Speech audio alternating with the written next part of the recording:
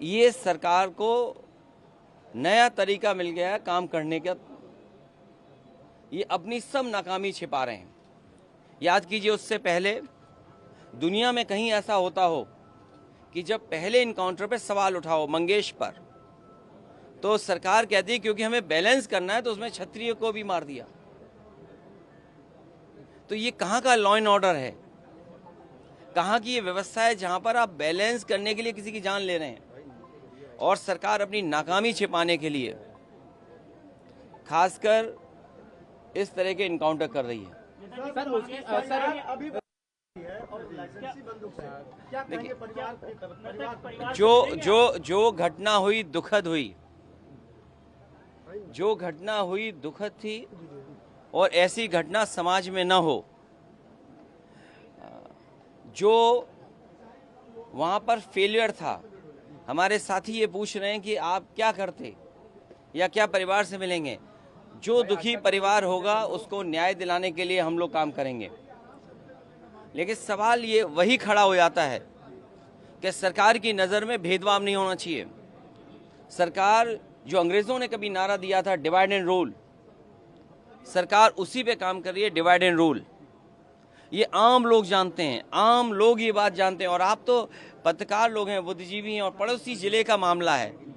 आप मुझसे बेहतर जानते होंगे कि ये घटना हुई नहीं है, घटना कराई गई है।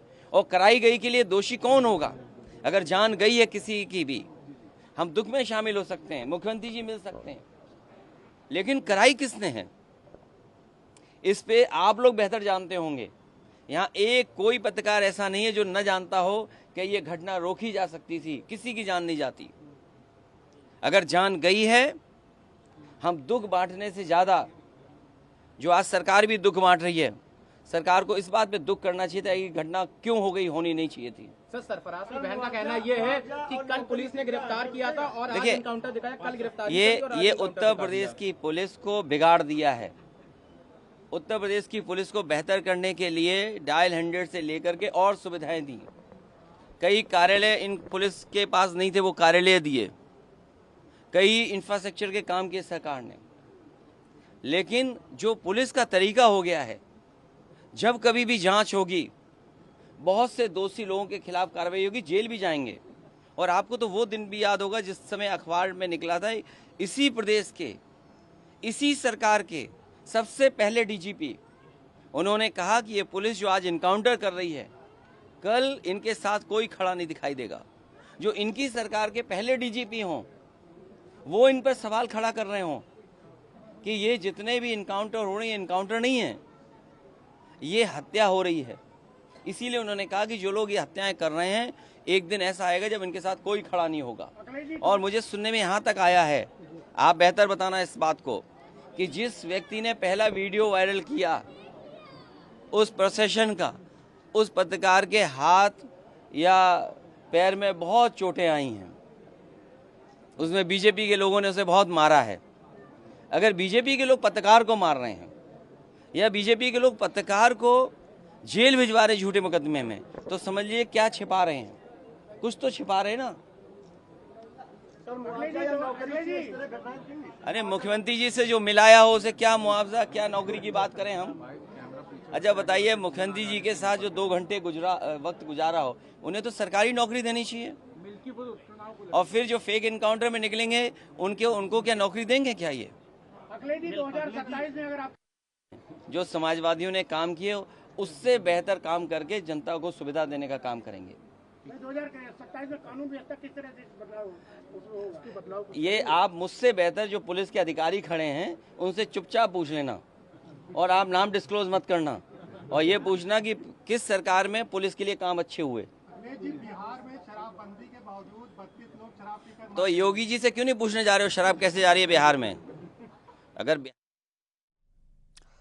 अखिलेश यादव को आप सुन रहे थे, समाजवादी पार्टी के अध्यक्ष, जिन्होंने सरकार पर निशाना साधा और कहा कि ये सोची समझी साजिश थी और वक्त रहते इसे रोका जा सकता था।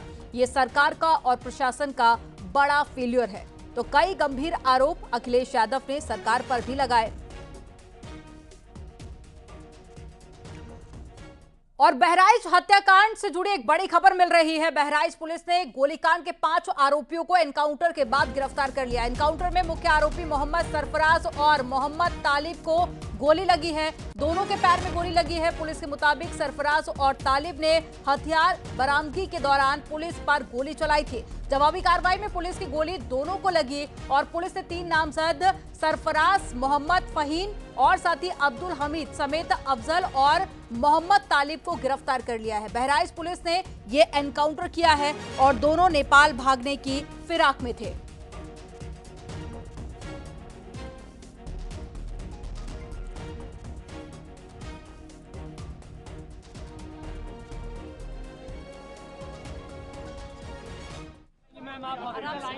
क्या कहना चाहेंगे? पहला कमेंट क्या है? 5 लोगों की गिरफ्तारी हुई है, 5 लोगों की, उनमें से 2 को पुलिस की गोली से इंजरी हुई है। ठीक है, अभी उनका हालत देख लें, फिर डिटेल्स। मैम क्या नाम है मैम? दोनों ठीक है, दोनों का नाम क्या है मैम? जी, एक का नाम है मोहम्मद सरफराज, एक का नाम है मोहम्मद तालिब। कहाँ पर ये एनकाउंटर हुआ मैम? नानपारा क्षेत्र। कहाँ पर? नानपारा भागने की कोशिश कर रहे थे मैम? नेपाल का क्या कनेक्शन है मैम? उसके नजदीक अभी बताती हूँ, मैं देख के आई विल कम।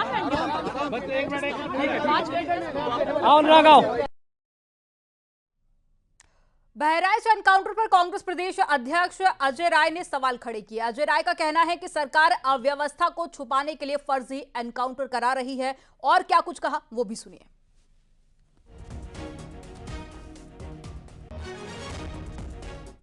अपने फेल हो चुकी है पूरी सरकार ने, पूरी सरकार फेल हो चुकी और सरकार अपनी कमियों को छिपाने के लिए ये फर्जी एनकाउंटर और फर्जी हत्याएं करा रही है।